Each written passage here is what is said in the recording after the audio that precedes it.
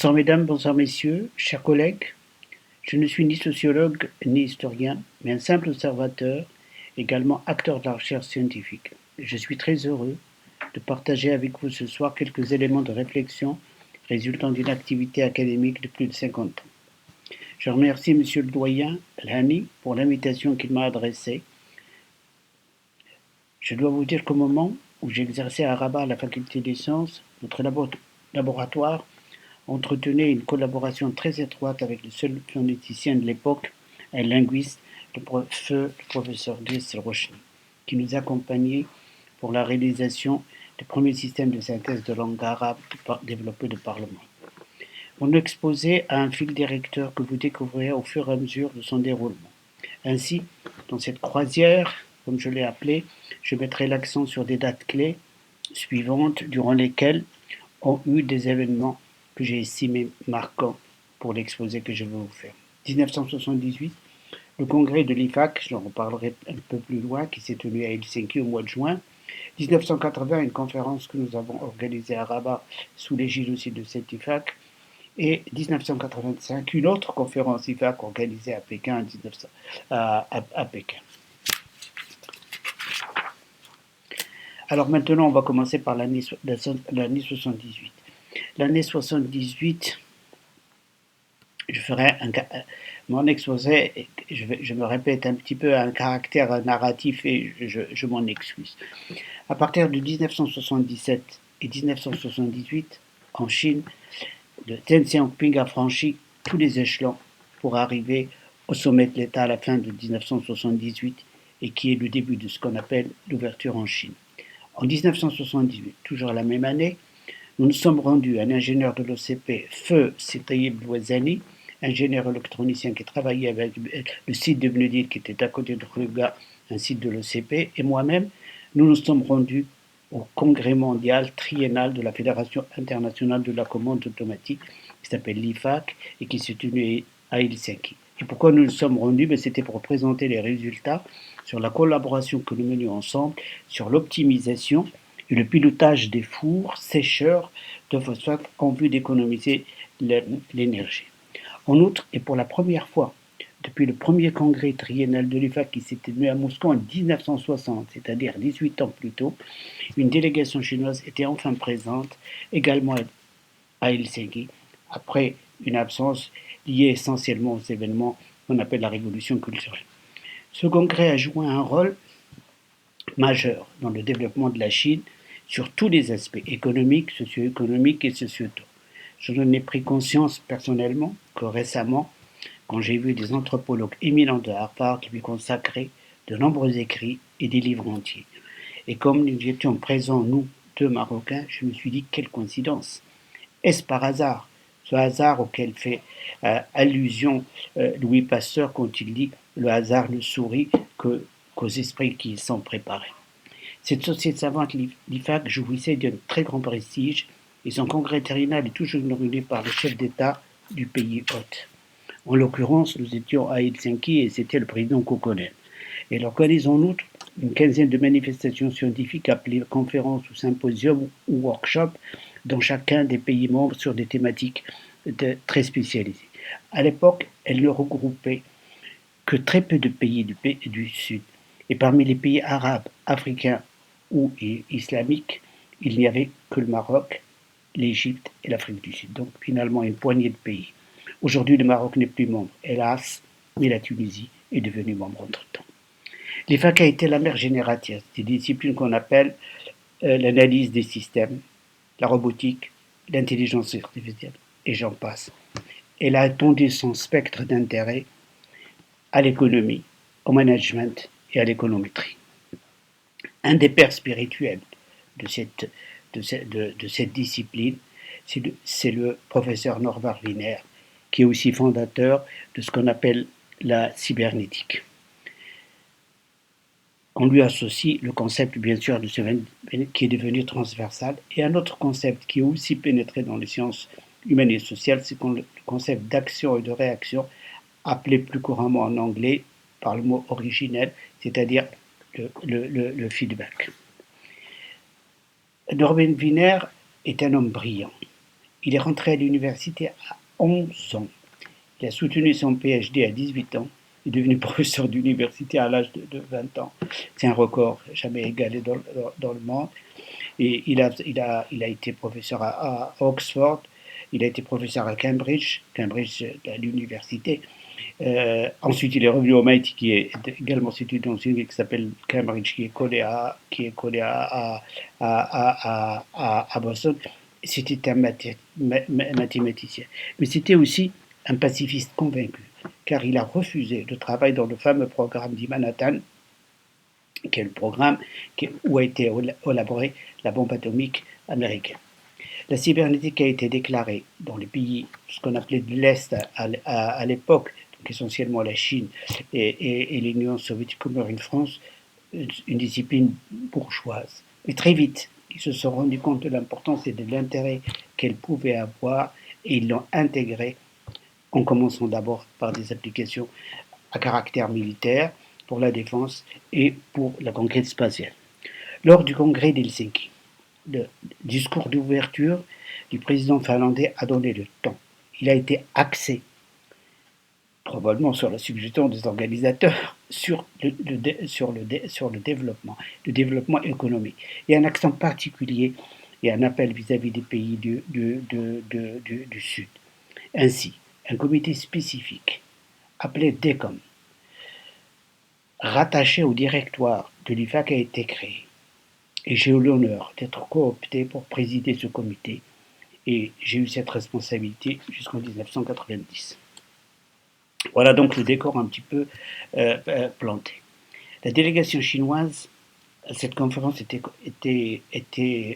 présidée par le docteur Sun Jiang, une personnalité dont je parlerai à plusieurs reprises, un cybernéticien formé à l'Institut cybernétique le plus prestigieux qu'il y avait à l'époque, c'était en Union soviétique, avec un professeur aussi prestigieux qui s'appelle Feldbaum, dont nous avons enseigné les uns et les autres certains des résultats. Il était très respecté en Chine pour être le père du guidage des missiles. Le guidage des missiles repose sur des algorithmes mathématiques très fins proposés par le mathématicien Rudolf Carnot, qui les a proposés pour la première fois en 1960 au premier congrès de l'EFA qui s'est tenu à Moscou. Sun Jiang était, après Xuan Xuyuan, un autre chinois, qui lui était le conseiller du président Mao. Donc c'était les deux personnalités scientifiques les plus connues, les plus respectées de toute la Chine, dans le quota du comité central et de l'organisation chinoise. Je reviendrai plus loin sur le conseiller scientifique de Mao. Revenons maintenant au congrès d'Helsinki. Sun Jiang a été frappé durant sa participation au congrès par les travaux et par les exposés qui ont été faits par le professeur Quakernack, qui est un Hollandais. Le professeur Quakernack a fait un exposé sur les prévisions du Club de Rome. Le Club de Rome est une institution qui avait vu le jour au début des années 70 et en particulier par un appel halte à la croissance et dont les travaux ont été popularisés dans ce pays dans les années 70-80 par feu professeur Mehdi Mangin. À l'issue du congrès, le Dr Sun Jiang a effectué un séjour de 2 semaines auprès du professeur Quakernack en Hollande. Ce dernier développait des modèles mathématiques sur la finitude des ressources naturelles. La finitude, c'est un mot qui peut paraître savant, c'est que ça va prendre un fin. Ça veut dire que ça va prendre un fin demain. La finitude à l'issue d'un séjour, donc ce dernier développait, disais-je, des modèles mathématiques sur la finitude des ressources humaines et sur l'évolution de la population et la raréfaction des ressources. L'étude du Club de Rome, halte à la croissance, était fondée sur des algorithmes et des simulations qui ont été effectuées au MIT. Je rappelle que nous sommes toujours en 1978 et que Deng Xiaoping, plusieurs fois mis à l'écart, était depuis le 22 juin 1978 sur le point d'accéder à la magistrature suprême en Chine, que le plénum du 10e congrès du comité central du parti le nomme vice-ministre, vice-président du bureau politique et enfin commandeur en chef de l'armée nationale populaire de libération. Maintenant qu'il est au pouvoir, qu'il arrive au pouvoir, il fait sienne un certain nombre de priorités qui avaient été énoncées avant lui par Zhou Enlai et qu'on lui attribue maintenant, qui sont les 4 priorités. 1. L'agriculture. 2. L'industrie. 3. La défense. Et le 4e point, très important et qui nous intéresse dans le débat de ce soir, c'est la science et la technologie. Ainsi, donc la participation de la délégation chinoise avec à sa tête Song Jiang s'inscrivait bien dans la niveau dynamique de la politique d'ouverture de la Chine. Auparavant, les sciences et la technologie, et d'une manière générale la recherche, étaient très développées en Chine. La période de la révolution culturelle n'a pas été une période propice au développement de la recherche, d'autant plus que les universités étaient fermées. Et le peu de recherche qu'il y avait se faisait dans les armées pour des besoins strictement utilitaires de défense nationale. Tian Song-pik demanda alors à ce noyau originel de scientifiques qui étaient à l'intérieur de l'armée de s'occuper de problèmes de développement de la Chine en utilisant les outils de la science et de la technique. Il y avait donc là un contexte extrêmement favorable tracé par les dirigeants politiques au niveau le plus élevé de l'État. Ceci explique la sortie de Song Jiang en Occident pour une longue période, parce qu'il est allé s'informer, voir ce qui se fait pour pouvoir l'appliquer en Chine. L'université était décimée par la révolution culturelle et n'ont été préservés qu'une cinquantaine de scientifiques sur des instructions expresses de Zhou Enlai vis-à-vis des gardes rouges. Song Jiang était une des personnalités qui avait été protégée. La Chine mais la Chine, en ce moment-là, faisait face à des difficultés économiques considérables et une démographie galopante. 2 courants s'affrontaient au sein du comité central du PC. Celui qui prenait une limitation des naissances et un autre prenant plutôt un laisser-faire. Pourquoi un laisser-faire? Parce que ce courant disait, en fait, la Chine a toujours été envahie, plus nous sommes nombreux, plus nos armées seront nombreuses et plus nous saurons nous défendre. Donc ils avaient un argument quand même de poids. Le président, par exemple, mais personne n'osait parler de la limitation de le président de l'université de Pékin, en fait, Peking University, une université prestigieuse, a osé un jour parler de la limitation des naissances. Il était l'un des plus grands économistes de Chine, diplômé de Harvard. Quand il a dit ça, il a été envoyé dans les champs pour se recycler. Mais il a été réhabilité après la fin de la révolution culturelle. Song Jiang, à son retour d'Europe, après le congrès d'Helsinki, avait été impressionné par les travaux effectués en Europe et en particulier par le Club de Rome, et il met toute son expertise pour développer un modèle mathématique sur l'évolution démographique de la Chine dans les 20 prochaines années. Dans ce modèle, il a envisagé plusieurs scénarios d'évolution de la population en prenant les hypothèses d'une famille 1, 2, 3 enfants par famille et une projection sur plusieurs dizaines d'années. Seul le scénario à un enfant permettait de juguler l'explosion de la population évaluée à 4 milliards en 2024, sans l'hypothèse naturellement de contrôle de naissance. C'est dans un contexte polémique, dans un terrain miné, que le Dr Jiang devra proposer son modèle. En effet, en regardant les courbes d'évolution de la démographie, on n'a pas besoin d'être un statisticien chevronné pour se rendre compte de la catastrophe alimentaire qui guette la Chine si aucune initiative n'est prise pour la limitation des naissances. En regardant ces courbes, on se pose naturellement la question: comment nourrir, comment éduquer, comment soigner et comment élever le niveau de vie de ces milliards de Chinois? Il y a forcément une certaine angoisse, une certaine inquiétude que ressentent, qui traversent les scientifiques et les hommes politiques. Ici, j'ouvre une parenthèse. Le modèle établi par Song Jiang appartient à la classe mathématique qu'on appelle gouvernée par des équations ou dérivées partielles. Je ne vais pas rentrer dans un cours de maths, mais je vais juste faire des analogies qui sont très difficiles à résoudre parce que on ne peut le faire que numériquement, il n'y a pas de solution exacte, il n'y a qu'une solution numérique, et qu'elles ont besoin de calculateurs très puissants qui n'étaient pas forcément disponibles à l'époque. Et il fallait preuve de beaucoup d'ingéniosité pour découper la résolution globale en résolution par petits morceaux. Mais Song Jiang avait travaillé dans l'armée, et l'armée avait l'ordinateur le plus puissant. Alors il a utilisé durant les heures creuses les possibilités offertes par cet ordinateur. Maintenant, il y a une autre coïncidence.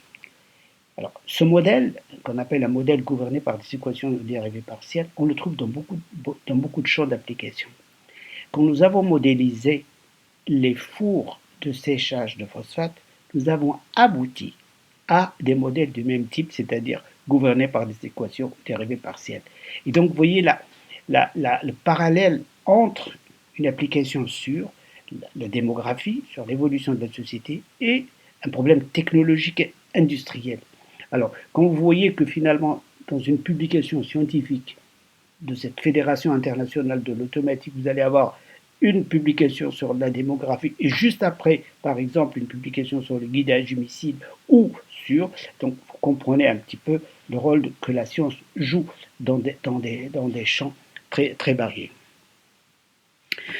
Donc, la question, il y a deux questions. La question qui se posait, nous avons un système gouverné par des équations et dérivées partielles, c'est-à-dire un système à paramètres répartis, comment le contrôler? Et nous, le problème qui se posait à nous, à Abnédir, c'est comment contrôler ce four avec un modèle aussi compliqué pour réduire la consommation d'énergie. Et donc, vous voyez la similitude de nos préoccupations. En fait, il a fallu beaucoup de temps pour que je réalise cette similitude. Et je l'ai présenté pour la première fois, il y a moins d'un an, le 14 juin, devant une conférence où j'étais invité à distance pour l'Assemblée générale de deux piliers de la science et de la technique qu'on appelle la Chinese Association of Automation et la Chinese Association of Science and Technology, qui organisaient une Assemblée générale commune. Et le travail de réflexion que j'avais fait avait abouti à ce que je fasse un peu ce lien.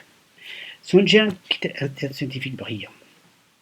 Il a une large expérience. C'est un homme délicat, posé. Ce n'est pas un impulsif. Qui en fait, mais aussi un ferme politique, parce qu'il a compris très tôt, il est rentré très tôt au Parti communiste, avant la Révolution, et donc il connaît bien les rouages, a tout de suite réalisé le caractère explosif des résultats auxquels la modélisation mathématique, la mathématique de la croissance de la population l'a mis. Il a ainsi pris beaucoup de précautions pour diffuser de résultats et il a commencé d'abord par sonder et par sensibiliser les personnes les plus proches qui ont une totale confiance en lui et qui sauront garder la discrétion si jamais il avait un point de vue négatif. Et il a commencé par le conseiller Xuan Tuen du président Mao, qui est la personne la plus influente dans le domaine de la science à ce moment-là auprès du président Mao. Son modèle, à travers cette personne et avec d'autres personnes, a été reçu très favorablement. Et il a trouvé des avocats au niveau le plus élevé du Parti communiste chinois. Et certains ont été très heureux parce qu'il allait enfin mettre d'accord ces deux courants qui se sont toujours opposés sur limitation ou pas de limitation de l'essence. Bien. Alors j'ai parlé de ce conseiller scientifique de Mao qui était très puissant mais qui était un homme exceptionnel. Et je vais ouvrir maintenant une parenthèse. Ce scientifique de talent a fait des études aux États-Unis. Il était chinois, qui est allé aux États-Unis pour faire des études et éventuellement revenir en Chine. En Chine, il y avait la guerre à ce moment-là, la guerre de libération. Il est diplômé du MIT, il est diplômé du MIT, il a une thèse, et il contribue à la fondation de ce qu'allait devenir plus tard la NASA, au Jet Propulsion Lab, qui se trouve à Pasadena, dans la banlieue au sud de Los Angeles. Donc, quelqu'un de quand même d'important. Il a été aussi coopté au programme Manhattan, qui a permis la réalisation de la bombe atomique. Donc, c'est un monsieur, un scientifique de très haut rang, de très haut niveau, respecté, ayant accès au secret militaire des États. Il avait une habilitation de militaire, alors qu'il n'était pas citoyen américain, il avait gardé sa nationalité chinoise. Arrive le Parti communiste chinois le 1er octobre en Chine. Notre collègue, Xuan Tian, aimait le souhait de revenir en Chine pour voir sa famille et sa mère qu'il n'avait pas vu depuis des éternités. Or, nous étions à ce moment-là, moi j'étais bien gamin à ce moment-là, mais c'était en 50, en 49, c'était la période du macartisme. Égard à ceux qui touchent ou qui se frottent ou qu'on accuse d'être communistes. On l'a accusé d'être communiste. Et donc il a été mis en résidence surveillée jusqu'en 1955. Et que s'est-il passé en 1955? En 1955, il y a eu une négociation entre les Chinois et les États-Unis pour l'échange de prisonniers américains qui sont restés en Chine après la guerre de Corée. Et c'est à ce moment-là que Xuan Xuan est rentré en Chine en héros et qu'il est devenu le conseiller du président Mao. Et il a à son actif le programme nucléaire. C'est lui qui était à l'origine de la bombe atomique, du programme spatial et du programme de lancement de missiles. Donc il jouait un rôle important au sein de la Chine. Et dans le domaine de la cybernétique et dans le domaine de ce qu'on appelle l'analyse du système, il avait écrit un livre quand il était aux États-Unis qui a été publié en 54-55, c'est l'année où il est parti chez McGraw-Hill, qui est un grand éditeur scientifique que connaissent tous les scientifiques, et il a publié un livre qui est devenu une Bible. C'était le premier livre écrit pour les ingénieurs après la révolution qui était apportée par Norbert. Donc c'est quand même quelqu'un qui est une sommité reconnue au niveau international. Il a fallu bien plus tard, aux États-Unis, que ne soit publié un livre, je dirais à caractère plus endogène. Il a été publié par quelqu'un que j'ai connu, qui s'appelle Mike Athens, en 1966, 1966. Donc vous voyez le caractère très précurseur de ce qu'ils avaient. Ce monsieur, donc, qui le conseillait, avait des relations très très étroites avec Sun Jian. Et Sun Jian était presque un peu son fils spirituel, puisqu'à un moment donné, comme lui a coupé un peu avec la science, il a demandé à Sun Jian, qu'il a estimé être la personne la plus compétente en Chine, de faire une réédition révisée de son livre qui a été publié en chinois beaucoup plus tard. Ça fait des anecdotes, mais ça donne comment les choses avancent. La Chine, alors maintenant, je ferme la parenthèse sur ce collègue chinois, et donc la Chine dispose d'un modèle mathématique qui va mettre tout le monde d'accord. Ça va être un succès considérable sur le plan psychologique chez les politiques et chez tout le monde. Parce que enfin, il y a une décision qui va pouvoir être prise et on va dire, vous savez, c'est la science qui nous a dicté cette décision. Et donc, ça va valider l'idée que la science peut résoudre tous les problèmes. C'est un courant qui a existé, que les historiens, que les philosophes, les sociologues connaissent, qu'on peut appeler le scientisme, même si je ne suis pas très expert, qui finalement, on pense que la science peut régler tous les problèmes. Et je pense que le fait que la science se soit développée, la technologie se soit développée, et que les Chinois, aujourd'hui, ça c'est une hypothèse que j'aimais, utilisent la technique de manière intense et intensive en Chine, vient du fait que cette idée s'est construite et s'est stratifiée. Comme ça, la science et la technique peuvent régler beaucoup de problèmes, même les problèmes humains, même les problèmes sociaux.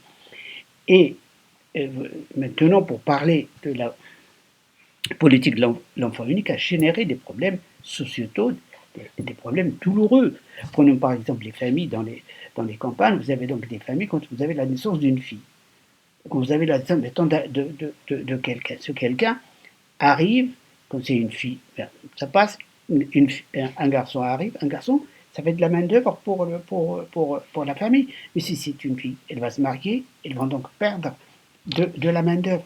Donc l'arrivée d'une fille n'était pas une ségrégation, enfin je veux dire, n'est pas toujours bien vue contre la fille, mais parce que sur l'aspect de travail qu'elle pouvait faire. Donc des problèmes dramatiques qui se sont. Donc il y a beaucoup de problèmes. Mais probablement ces problèmes auraient été peut-être circonscrits en amont si des études parallèles à l'aspect scientifique et à l'aspect du modèle avaient été faites pour pondérer les décisions fortes du point de vue politique. Et c'est là où les sciences humaines ou sociales auraient pu jouer un rôle. Ne lançons pas la pierre à la Chine. Beaucoup de pays n'ont pas toujours associé la Chine a eu d'autres erreurs qu'elle a aussi commises. Il y a une histoire de barrage que vous connaissez certainement. Mais dans tous les pays du monde, on peut trouver des exemples où effectivement on n'a pas fait appel. Et c'est vraiment dommage pour ces pays et pour les disciplines. En fait, on peut dire en simplifiant tout cela que les approches scientifiques, certes, sont pertinentes, n'ont pas été accompagnées par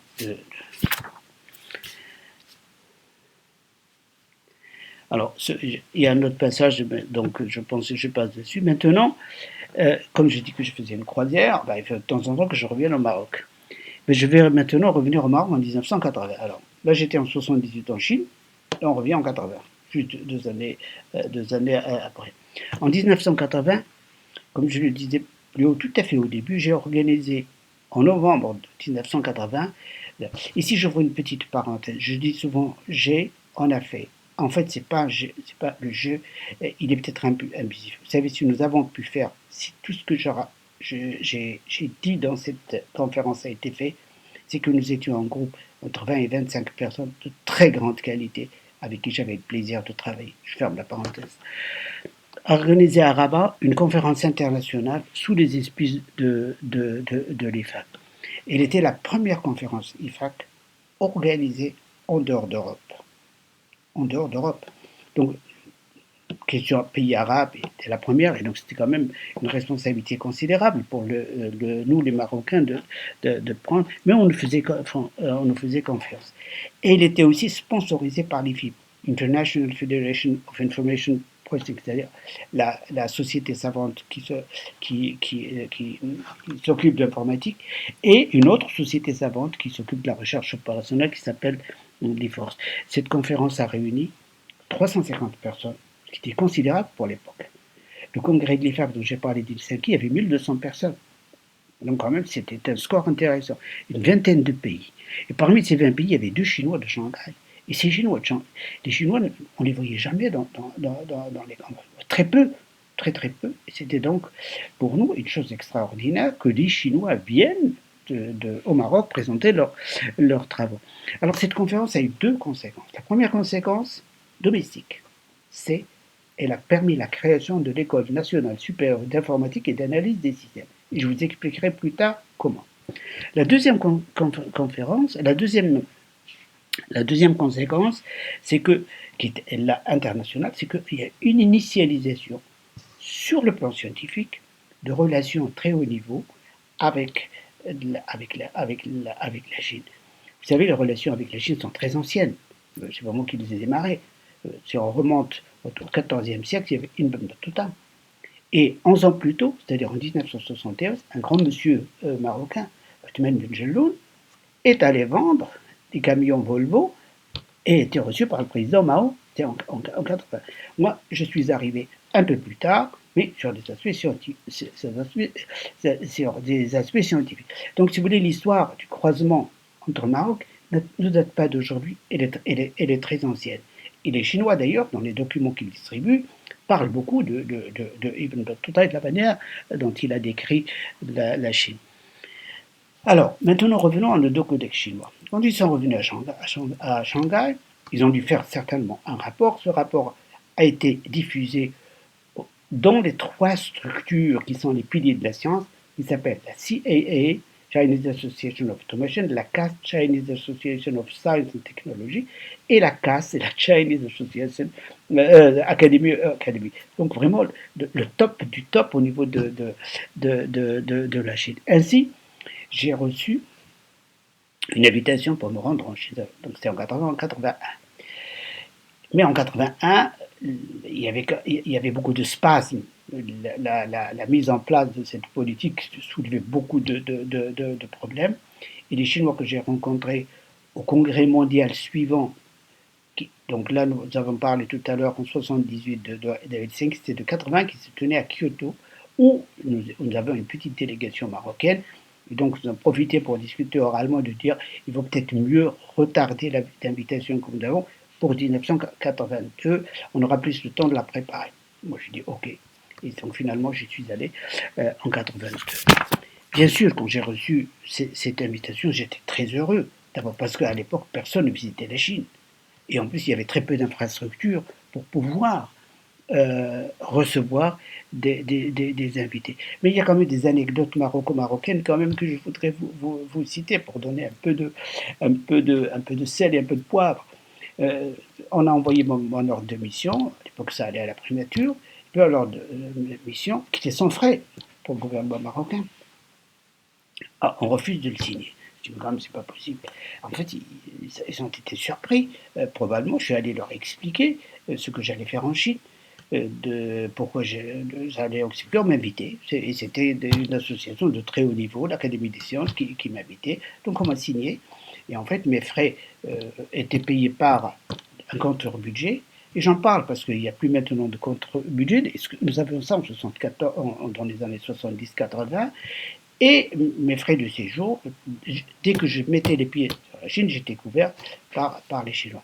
Donc, je ferme la parenthèse sur cette anecdote de gestion des fonds de la recherche qui est importante et j'en ai parlé dans une interview, donc je ne vais pas parler, aujourd'hui.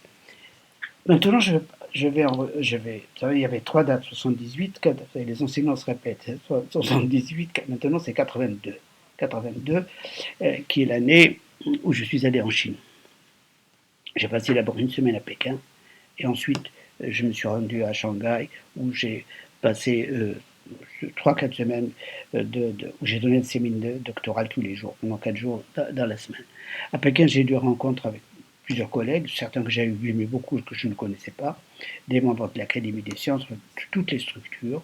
Mais tout ceci après, il y a une première rencontre que j'ai eue avec Song Jiang, qui était à l'époque président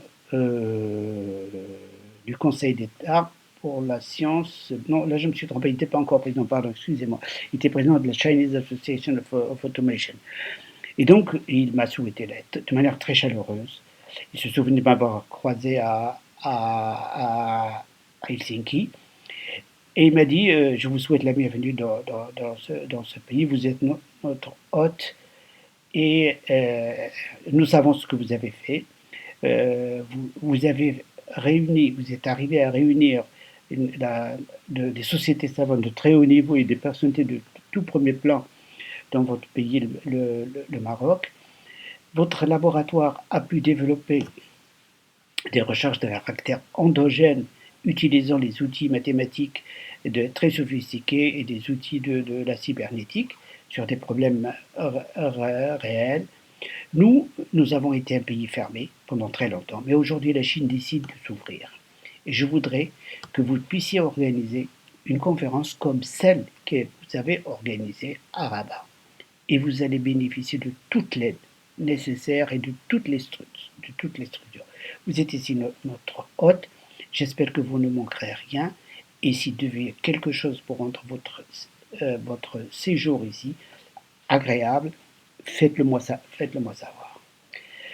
Ben, vous savez, pour moi, c'est une très lourde responsabilité. C'était un mastodonte, et puis moi, j'étais le petit poussé. Et on me dit, voilà, tu veux faire une langue. J'étais très heureux, très content, mais c'était une très lourde responsabilité que j'ai essayé d'assumer au mieux de mes possibilités. Nous étions, pour les plus jeunes, en 1982. Il n'y avait ni téléphone, d'abord, bien sûr, pas de téléphone portable, pas d'internet. Et comment on communiquait? On communiquait par le courrier postal, par la poste. Quand il fallait faire quelque chose de très urgent, on le faisait avec les télégrammes. Et les institutions, pour pouvoir échanger avec l'étranger ou entre elles-mêmes, il y avait ce qu'on appelle le telex. Donc des moyens très rudimentaires pour pouvoir communiquer. Alors, organiser une conférence internationale, donc vous voyez un peu ce que ça demandait à l'époque comme moyen. Et surtout, ça demandait beaucoup de réflexion à tout le monde, parce qu'on ne pouvait pas se parler tous les jours et envoyer 50 mails par jour. Bien, donc voilà comment les choses fonctionnaient. Entre-temps, alors, petite parenthèse sur le plan personnel, j'étais reçu royalement. J'étais d'abord logé au palais d'été. Or, le palais d'été fermait le soir. Et donc, chaque soir, tapé, quelqu'un qui m'accompagnait avec une torche électrique, il m'amenait dans un ensemble où il y avait 4 appartements, avec une cour magnifique, qui était réservé aux dignitaires pour l'été. Et c'est là où j'ai eu mon petit appartement fabuleux, très bien. J'avais un interprète, et j'avais un chauffeur qui m'amenait partout pour faire des visites et pour les diverses réunions. Donc c'était quand même pour moi un accueil exceptionnel. Entre-temps, le palais d'été a été classé patrimoine mondial de l'humanité Il est toujours ouvert au public, mais quand même, il est classé patrimoine mondial. Donc voilà. Donc, ensuite, je suis allé à Shanghai. À Shanghai, j'étais logé dans un hôtel, il n'y avait que des Chinois, il n'y avait pas d'étrangers. J'avais un interprète qui avait une chambre d'hôtel, qui était là, avec moi. Et le week-end, il y avait une voiture qui m'amenait pour faire du tourisme. Et tous les jours, je faisais des séminaires le matin et l'après-midi en anglais, avec une équipe d'interprètes qui traduisaient lentement et en chinois. Et en fait, le travail que j'ai présenté est un travail original. Ça reflétait une activité de recherche qui était novatrice et c'était sur des modèles mathématiques de signaux sur lesquels travaillaient plusieurs jeunes avec moi à Rabat et je travaillais et j'apprenais avec eux, nous apprenions. Et donc j'avais pas mal de résultats et c'est ces résultats que j'ai formalisés. Et plus tard, j'ai fait un premier livre qui était publié en 1987 chez Masson. Donc, il y a quand même de retomber. Il y a eu cette pression pour faire des séminaires. Là, une retombée, ça a été un premier livre. Donc, voilà un chapitre qui est fait. Maintenant, revenons en 85. 85, c'est la date qui a été prévue pour que nous organisions, pour qu'on organise une conférence à Pékin, à la demande des Chinois. Et cette conférence s'appelle Control Science and Technology for Development. Le mot développement était toujours là, et la discipline du contrôle était là, avec tous les outils, tous les appareillages algorithmiques pour pouvoir assurer demain. Cette conférence a été un succès. Elle a été un succès. Elle a été un succès à la fois par la qualité des travaux qui ont été présentés, par la qualité des orateurs, et par les personnes qui ont composé ce qu'on appelle l'IPC, International Program, c'est-à-dire les personnes qui veillent à la régularité et au niveau scientifique. Et je présidais ce comité. Et les Chinois, pour eux, à la fin de la conférence, le cahier de charge amical que j'avais rempli avec eux était rendu. C'était un succès extraordinaire. Et la Chine s'ouvrait maintenant à toutes ces sociétés savantes et dialoguer avec elles. La conférence s'est déroulée avec des publications qui avaient été proposées, mais il y avait une ossature qui était des conférences plénières qui réunissaient tout le monde par des hôtes de marque. Il y en avait 6 séances plénières. La première séance plénière a été ouverte par le docteur Sun Jiang. Et Sun Jiang a présenté pour la première fois et en public, et donc au monde occidental, puisqu'il y avait des journalistes, il y avait des tas de personnes, le modèle mathématique qu'il avait proposé en 78-79 et qui n'avait jamais été diffusé. Et c'était quand même un scoop, puisque maintenant tous les anthropologues, les historiens qui parlent de l'histoire de la politique d'un enfant parlent de cette communication qui était faite en 1985 et qui est consignée dans les comptes rendus, on appelle les proceedings, qui sont publiés par Pergamon Press, qui est une très grande maison d'édition au Royaume-Uni. Le sixième, donc il a fait l'ouverture, et l'équipe que je représentais de recherche a fait, en s'associant à un collègue allemand, ce qu'on appelle la commande adaptative, c'est-à-dire des automates qui s'adaptent à des processus dans le contexte chimique. Alors nous travaillons sur le phosphate, nous avions un collègue allemand qui travaille sur la biotechnologie, et nous avons dit, tiens, nous avons associé à vous pour faire sur cette conférence plénière, qui s'appelle le professeur Obenham de l'université de Bochum, qui est décédé l'année dernière. Et donc, nous avons fait la clôture, donc il y avait quand même une délicatesse de la part des Chinois et dans l'organisation.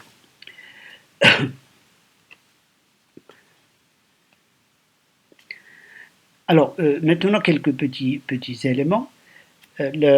En 85, quand je suis revenu en Chine, donc pour la conférence, Sun Jiang était monté d'un cran. Il était le président du Conseil d'État de la science et de la technique, c'est-à-dire la plus haute autorité en Chine, et pour la plus haute autorité en Chine sur la science et la technique. Il est d'ailleurs devenu, plus tard, ce Conseil d'État, le MOST, le Ministry of Science and Technology. Et Sun Jian a occupé ce poste jusqu'en 1998. C'est-à-dire que pendant presque 20 ans, il a été le responsable de la politique de la science. Et donc, c'est lui qui patiemment a construit la stratégie de la science et de la technique en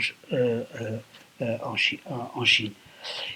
Et donc, si vous voulez, je me suis frotté à cette expérience, je l'ai vu croître, je l'ai vu progresser, et j'ai réactivé récemment mes contacts avec la communauté scientifique chinoise, en particulier avec le nouveau président de la Chinese Association of Automation. Le président de la CAST, je ne le connais pas, le connais pas, mais ces deux associations m'ont invité à une conférence que j'ai donnée via Zoom le 14 juin 2020, qui est une conférence technique avec diapositives sur mes relations dans le domaine du contrôle pendant 40 ans avec la Chine. Maintenant, je ferme cette parenthèse chinoise, je reviens au Maroc en 1980. 1980, on organise souvent des conférences. Mais ce qui est important, c'est le retombé que l'on tient de conférence. Nous avons organisé une conférence, j'étais très jeune, à Rabat en 1980, la conférence IFAC, mais quelles sont les retombées qu'elle a eues? Alors la retombée était les suivantes. Cette conférence a été à l'hôtel, à l'époque à l'hôtel Hilton, ils sont souvent de nom, mais à l'époque c'était l'hôtel Hilton.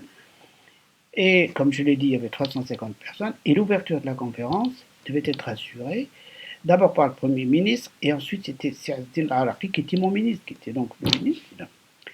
Et je lui ai, le cabinet m'a demandé de rédiger, faire un draft, donner des éléments pour un discours. Et je donnais des éléments. Et en particulier, j'ai fait la chose suivante. Le gouvernement de Sa Majesté Hassan II, conscient de l'importance de ces disciplines pour le développement, de leur impact, et pour encourager les jeunes laboratoires dans ces disciplines, a décidé de créer un centre de recherche dans vos disciplines. J'avais écrit ça. Et puis le ministre l'a lu. Je me dis bravo, c'est incroyable. Comme Sirajuddin Al-Araqi s'intéressait beaucoup à l'informatique, il y avait beaucoup d'estime de moi. Quelques semaines après, il me convoque, il me dit Sinajib, qu'est-ce que vous avez en tête quand vous m'avez fait lire cette phrase? Je dis, monsieur le ministre, les disciplines dans lesquelles nous travaillons jouent un rôle très important dans l'économie. Là, nous avons les FOSSAT, mais nous travaillons avec la SNEP, nous travaillons avec les offices de mise en valeur accrue, et on a besoin d'un outil informatique, d'outils à la fois informatiques qui soient centralisés pour tout le monde, et de pouvoir développer des études en amont, de faire des simulations, d'avoir des micro-usines. Et je pense que ce serait bien que nous ayons un centre de recherche. Je pensais un peu à l'expérience française du type INRIA. Je lui fais un draft et je reviens le voir, un brouillon, pardon. Il me dit, monsieur, j'ai un centre de recherche, jamais le gouvernement n'acceptera. Vous voyez la situation où nous sommes, nous sommes en 80. Donc, énormément de bacheliers, pas de faculté. Donc, le souci du ministre, du gouvernement, c'était de scolariser ces bacheliers. Il m'a dit, jamais le gouvernement ne voudra mettre de l'argent pour un centre, il n'y a pas ça. Moi, je dis, bah ça, on fait une école d'ingénieurs. Et c'est là où j'ai proposé, donc on a proposé, le ministre m'a appelé Sébastien Mortal, qui travaillait beaucoup avec l'administration marocaine, m'a donné un petit coup de main, et nous avons proposé le projet de l'école nationale supérieure d'informatique. C'est un projet, Sirajuddin Al-Araqi l'a fait sien, il l'a défendu. Quelques jours après, il téléphoné au gouverneur, il a trouvé le terrain, et nous avons fait, les programmes et tout ça.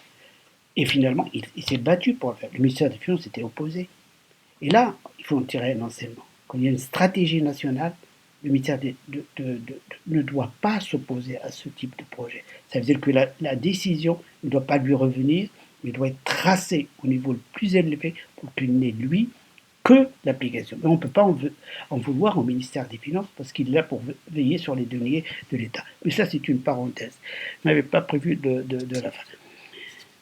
Alors, pour clore, les nombreux déplacements que j'ai fait aussi m'ont fait rencontrer des personnes extraordinaires.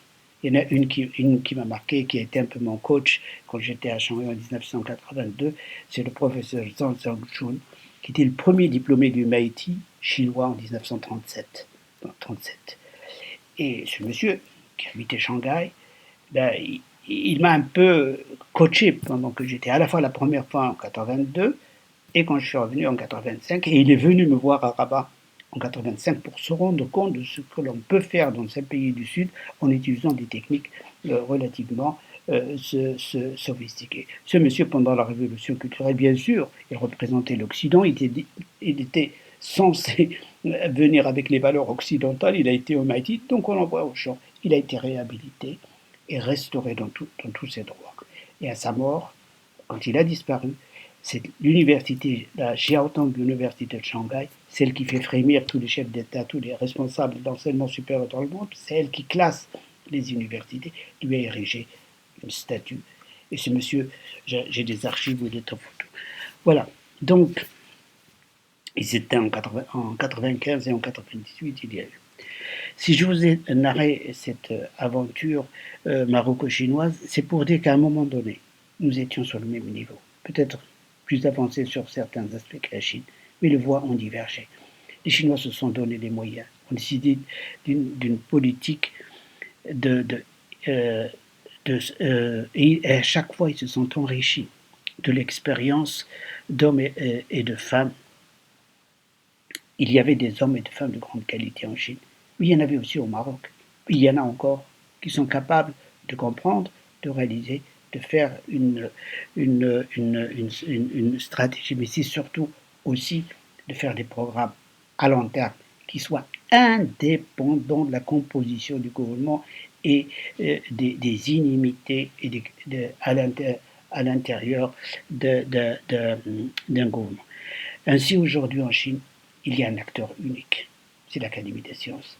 L'Académie des sciences et deux autres piliers, c'est la CAA et la CAST, qui sont les piliers de la science et de la technique. Et donc la décision est centralisée. L'Académie des sciences chinoise est devenue l'académie la plus riche du monde. Elle n'a pas besoin que l'État lui inscrive un budget annuel. Les royalties qu'elle reçoit de toutes les sociétés qu'elle avait aidées, et en particulier Lenovo, qui a acheté une partie d'IBM, font d'elle un outil extraordinaire. Qui aurait pu imaginer ça en 1982? Quant à la caste, elle est présidée par le ministre en charge du MOST, qui s'appelle Wang Gang, et le directeur exécutif, c'est-à-dire celui qui l'a fait tourner, est un député, membre du comité central et membre de l'Académie des sciences. Quant au ministre qui la préside, il a passé de 1985 à 1991, il était en Allemagne, où il a soutenu une thèse, et pendant 10 ans, il a travaillé chez Audi.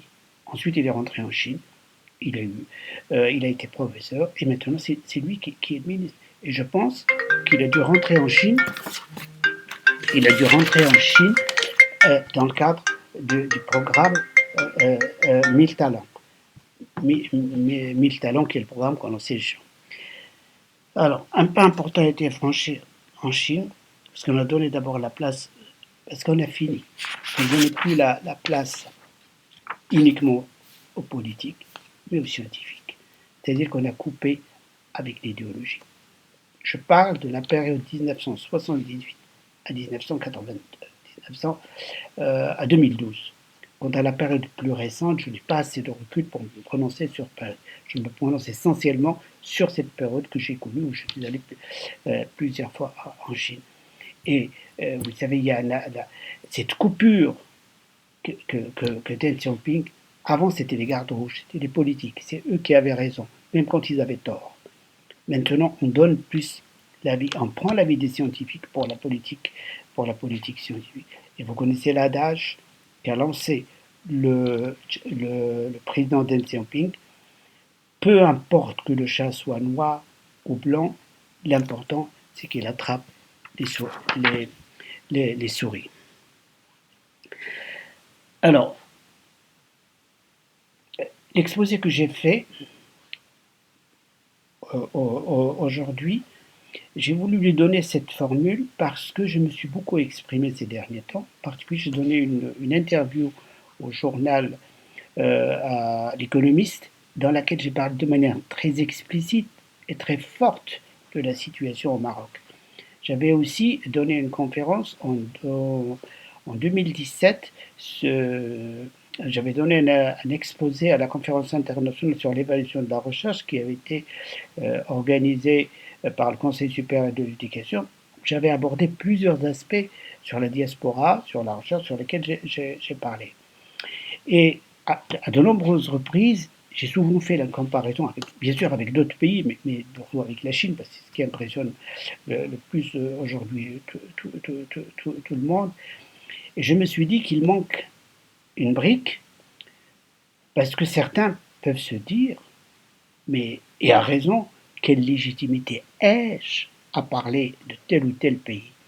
J'ai voulu, devant l'auditoire composé de personnes de sciences humaines ou sociales qui, mieux que nous tous, comprennent les processus sociaux et humains, euh, euh, donner en quelque sorte réponse à cette inquiétude pour voir que j'ai quand même une petite légitimité. Elle est ce qu'elle est pour pouvoir en parler. Et à telle enseigne qu'une de mes collègues, qui est professeure d'anthropologie, qui doit être dans la même tranche d'âge que moi, à Harvard, quand je l'ai pris contact avec elle, m'a beaucoup encouragé à parler de cette période parce que elle parle de son, elle parle de tout ça, mais elle ne les a jamais vus. Elle n'est pas de leur champ d'ici, de leur champ disciplinaire. Alors, j'ai parlé de choses de mathématiques très subtiles, très compliquées, comme les systèmes à paramètres répartis. Vous savez, vous avez des Marocains très compétents. Aujourd'hui, il y a un noyau d'excellence à Marrakech avec le professeur Oukhdin, qui fait, lui, qui mélange l'aléatoire, vous savez, cette notion de hasard, avec des équations aux dérivées partielles. Donc, vous savez, il y a quand même des personnes de très grande qualité qui abordent des problèmes très sophistiqués. Voilà, je vous remercie pour votre attention.